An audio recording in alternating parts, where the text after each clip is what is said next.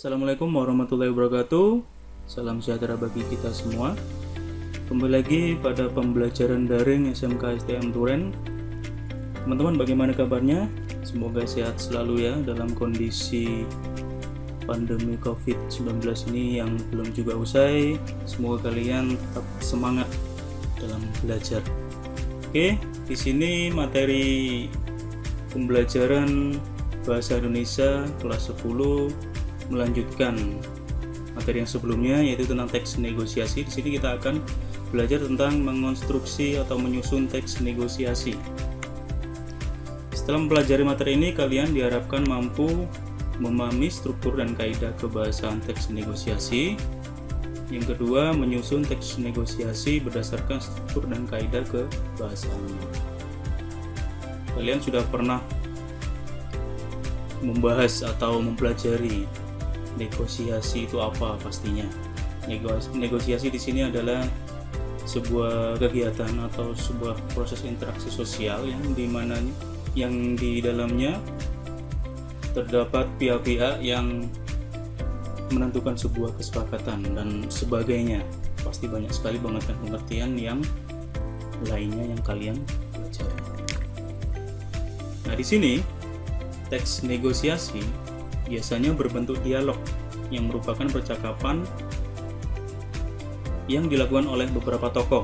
Dalam hal ini adalah pihak bersengketa atau yang sedang bersepakat ini tentang apa. Teks negosiasi berupa dialog tersebut dapat pula merupakan konstruksi dari teks yang menjelaskan kegiatan negosiasi. Teks negosiasi dapat dibagi menjadi dua macam, yaitu teks negosiasi yang bersifat faktual. Nah, di sini teksnya itu ditulis berdasarkan kejadian nyata yang dialami atau disaksikan. Yang kedua adalah teks negosiasi rekaan. Di sini teksnya tidak benar-benar terjadi, tetapi harus disusun berdasarkan logika dan tidak boleh mengada-ngada atau terlalu luas pembahasannya. Jadi tidak boleh mengarang terlalu bebas ya. Jadi harus rasional dan tetap sesuai dengan struktur yang telah ditentukan. Nah, bagaimana cara menyusun teks negosiasi? Agar dapat mengonstruksi atau menyusun teks negosiasi dengan baik dan benar, kalian harus memperhatikan struktur dan kaidah kebahasaan teks negosiasi. Dan materi tersebut sudah kalian pelajari dan pastinya sudah dikuasai. Nah, ini ada struktur kompleks teks negosiasi. Terdapat 7 unsur yang menyusun negosiasi sehingga menjadi satu kesatuan yang utuh. Inilah strukturnya. Yang pertama yaitu orientasi. Orientasi di sini adalah kalimat pembuka, biasanya ucapan salam atau selamat pagi dan sebagainya. Fungsinya untuk memulai negosiasi. Berikutnya ada permintaan. Kalau ini dalam hal suatu hal berupa barang atau jasa yang ingin dibeli oleh pembeli. Yang ketiga adalah pemenuhan atau kesanggupan hal berupa barang atau jasa dari penjual yang diminta oleh pembeli. Yang keempat adalah penawaran. Nah, ini ada puncak negosiasi yang terjadi. Jadi kedua belah pihak ini saling tawar-menawar. 5. Persetujuan, kesepakatan antara kedua belah pihak terhadap negosiasi yang telah dilakukan. 6. Pembelian, keputusan konsumen yang menyetujui negosiasi itu atau tidak.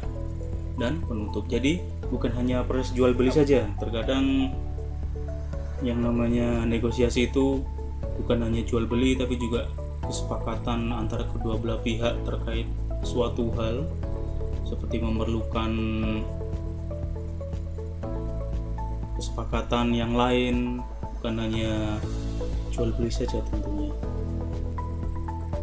Berikutnya yaitu kaidah kebahasaan yang perlu kalian ketahui dalam menyusun teks negosiasi. Otomatis yang pertama adalah menggunakan bahasa yang santun. Di dalamnya terdapat ungkapan persuasif atau kalimat persuasif.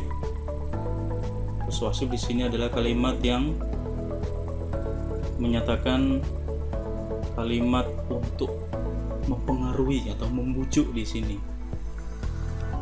Yang ketiga adalah berisi pasangan tuturan. Nah, di sini tuturan itu apa?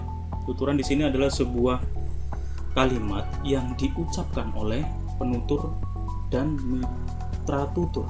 Jadi ada dua di sini, ada penutur dan mitra tutur. Jadi pasangan di sini maksudnya adalah bahwa ketika tuturan tersebut diucapkan pasti ada pasangan yang contohnya seperti ini. Ada mengucapkan salam, pasti pihak keduanya membalas salam tersebut. Ya, ada bertanya, ada menjawab, atau boleh tidak menjawab, atau menjawab yang lain, terus meminta tolong, terus dijawab dengan memenuhi atau menolak permintaan dan lain sebagainya. Berikutnya, kesepakatan yang dihasilkan tidak merugikan kedua belah pihak. Jadi harus benar-benar saling sepakat, saling menguntungkan di sini. Yang kelima adalah bersifat memerintah dan memenuhi perintah. Jadi ketika kita meminta suatu barang tersebut, orang yang kita ajak untuk bernegosiasi juga pastinya akan memenuhi perintah tersebut. Yang berikutnya adalah tidak berargumen atau tidak berpendapat dalam satu waktu. Jadi harus satu persatu ya, nggak boleh double. Berikutnya, didasari argumen yang kuat disertai fakta. Jadi harus berpendapat sesuai dengan faktanya. Oh, bahwa ternyata ketika kalian bernegosiasi suatu barang, ternyata barang tersebut harganya itu kalian bisa membuktikan bahwa harganya terlalu mahal. Itu buktinya apa? Jadi seperti itu. Terus berikutnya yaitu meminta alasan dari pihak mitra negosiasi mengapa iya atau tidak, mengapa boleh atau tidak boleh ketika kalian bernegosiasi, itu alasannya apa. Terus berikutnya adalah jangan menyela ketika pihak kedua atau pihak yang kita ajak bernegosiasi itu berpendapat. Jadi kita tunggu. Berikutnya yaitu setelah kita mengetahui struktur dan kebahasaannya, yaitu selanjutnya adalah langkah-langkah menulis teks negosiasi. Yang pertama yaitu menentukan tema atau ide pokok. Ini dapat diambil berdasarkan pengalaman diri sendiri ataupun orang lain. Kedua, menentukan tokoh atau pihak yang bersengketa atau sedang bernegosiasi ini ditentukan sesuai dengan topik teks, yaitu pihak pertama sebagai pengaju dan pihak kedua sebagai pemberi penawaran.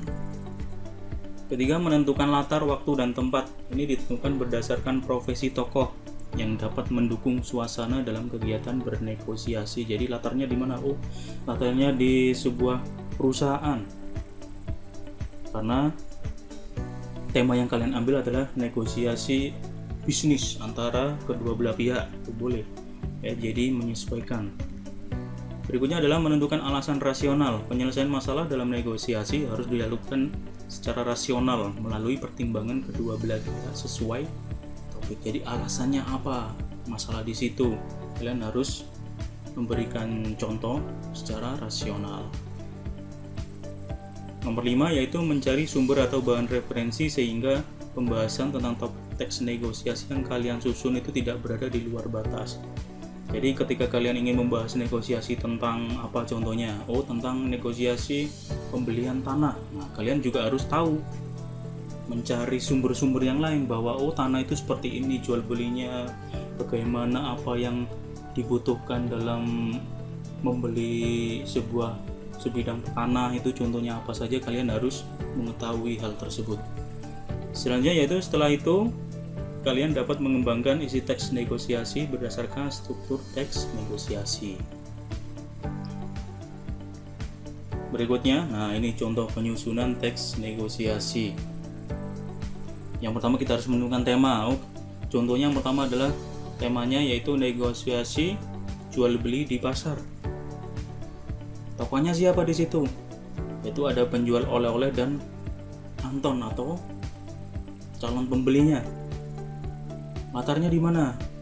Latarnya di pasar atau pusat oleh-oleh. Permasalahan yang ingin kalian munculkan dalam negosiasi tersebut adalah tentang jenis barang yang diminta dan kesepakatan harga antara penjual dan pembeli. Ini contoh teksnya. Nah, siang itu di pasar Klewer seperti biasa terjadi kegiatan jual beli. Anton yang sedang berekreasi ingin membelikan oleh-oleh untuk ibunya. Dia ingin membelikan kerudung. Terjadilah tawar-menawar antara Anton dan penjual kerudung. Penjual, "Selamat siang." Anton menjawab, "Selamat siang." Jadi berikutnya penjual mengatakan, "Mas mau beli apa? Mau beli apa Mas di sini?" Anton menjawab, "Ini Mbak mau beli kerudung untuk ibu saya." Nah, di situ Anton menyatakan sebuah permasalahan, yaitu dia ingin mencari sebuah barang, yaitu kerudung. "Cari yang modelnya bagaimana Mas?" "Yang biasa saja Mbak." Berikutnya sesampainya di dalam toko, "Silakan Mas dipilih, banyak pilihannya," kata si penjual. Anton menjawab, "Saya suka yang hijau Mbak, kalau dilihat segar." Penjual menjawab, "Iya Mas, cocok kalau dipakai ibu Mas." Dan Anton, "Ini berapa Mbak?" menanyakan harga. Penjual memberikan harga 50.000. "Wah, kok mahal Mbak? 30.000 tidak boleh." Nah, di sini mulailah terjadi proses tawar-menawar atau negosiasi. "Tidak boleh Mas, itu bahannya bagus soalnya." Nah, di sini penjual memberikan sebuah alasan bahwa tidak boleh ditawar karena bahannya bagus. Nah, tidak bisa kurang lagi Mbak. Lalu penjual memberikan sebuah penawaran, 45.000 boleh Mas. Lalu Anton menawar lagi, 40.000 ya Mbak, ini untuk oleh-oleh ibu saya. Penjual memberikan sebuah alasan lagi kenapa barang tersebut tidak boleh ditawar dengan harga yang diinginkan oleh Anton. "Benar-benar tidak boleh Mas, nanti toko saya bisa bangkrut." Terus Anton menjawab, "Ya sudah Mbak, 45.000 saya ambil yang ini." Nah, jadilah sebuah kesepakatan dari harga 50.000 setelah ditawar oleh Anton menjadi 45.000 dan penjual juga menyepakati penawaran tersebut. Jadi seperti itu contoh sederhana dari sebuah menyusun teks negosiasi. Nah, berikutnya adalah tugas seperti biasa ya. Yang pertama adalah rangkumlah materi mengonstruksi atau menyusun teks negosiasi yang sudah kita bahas tadi dan kumpulkan sesuai jadwal yang telah ditentukan. Jadi seperti itu. Untuk pertanyaan atau hal-hal yang ingin kalian tanyakan bisa ditanyakan kepada guru mata pelajaran yang mengampu bahasa Indonesia masing-masing di kelas kalian ya. Oke, itu saja teman-teman. Tetap semangat belajar, jangan lupa menjaga kesehatan. Terima kasih atas perhatiannya. Wassalamualaikum warahmatullahi wabarakatuh.